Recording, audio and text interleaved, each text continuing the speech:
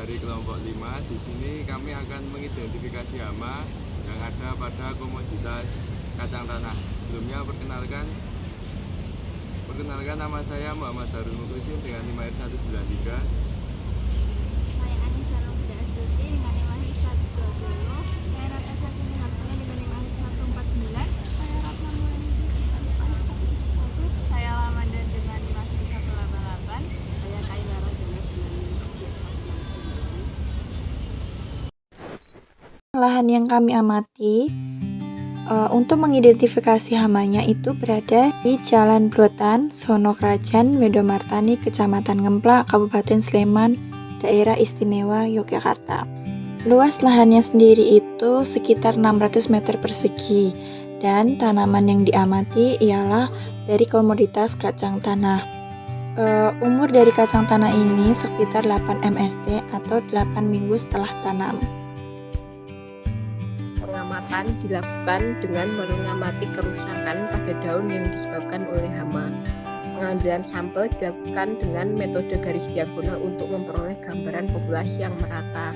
Tingkat kerusakan pada tanaman dinilai menggunakan skala scoring, yaitu 0 untuk tanpa kerusakan, 1 untuk kerusakan 1 sampai dengan 25%, 2 untuk kerusakan 25 hingga 50%, 3 untuk kerusakan 50 hingga 75%, dan 4 untuk kerusakan lebih dari 75%.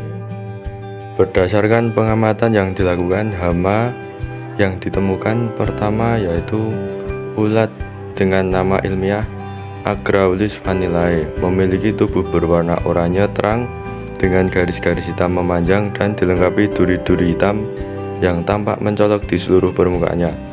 Panjang tubuhnya umumnya mencapai 3-4 cm dengan bentuk silindris dan perilaku makannya aktif pada daun.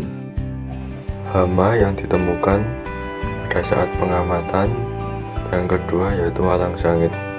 Walang sangit memiliki nama ilmiah Leptocoryza oratorius dengan ciri-ciri tubuh berwarna coklat kekuningan, memiliki antena dan sayap tipis, serta memiliki kepala runcing dengan alat mulut bertipe penusuk penghisap. Hama ketiga yaitu ulat ngerayak atau Spodoptera litura, memiliki tubuh berwarna hijau dengan garis memanjang di sisi tubuh, serta memiliki bentuk mulut penggigit pengunyah. Hama pertama yaitu Agraulis vanillae. Mekanisme serangannya yaitu menyerang dengan cara mengunyah jaringan daun menggunakan rahang pengunyah yang kuat.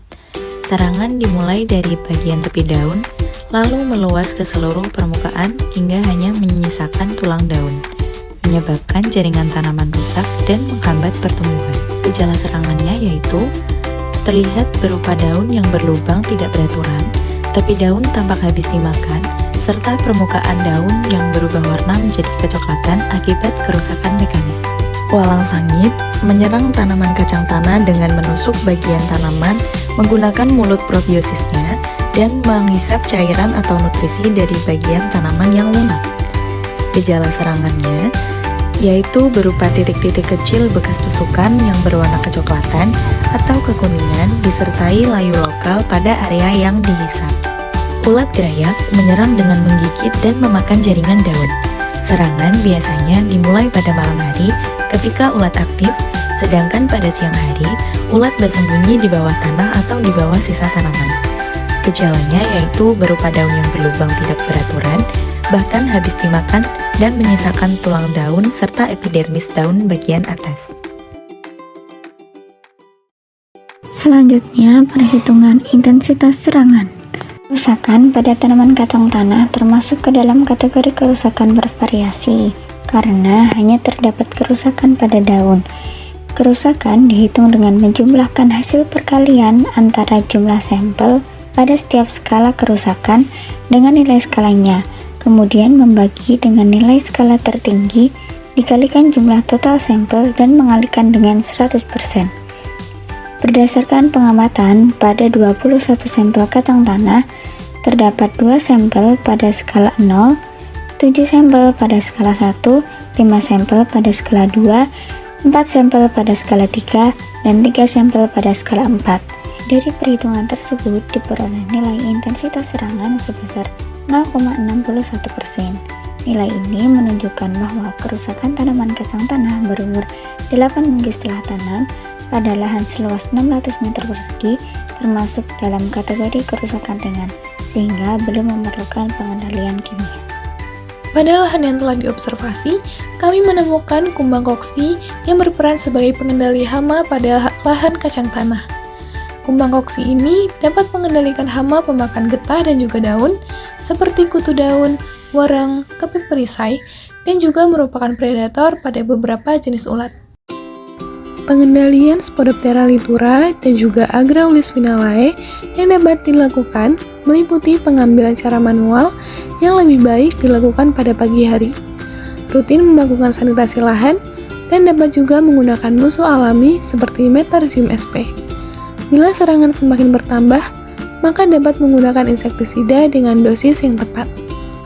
Pengendalian walang sangit yang dapat dilakukan adalah dengan cara kultur teknis meliputi tanam serempak, rotasi tanaman, dan sanitasi lahan. Selain itu, juga dapat menggunakan musuh alami seperti jamur Beoviria bassiana dan Metarhizium sp. Bisa juga dengan memasang perangkap, kemudian memusnahkannya, dan bila serangannya bertambah banyak, maka dapat menggunakan insektisida dengan dosis yang tepat. Ini merupakan penjelasan terkait hama pada kacang tanah dan cara pengendaliannya. Semoga bermanfaat. Wassalamualaikum warahmatullahi wabarakatuh.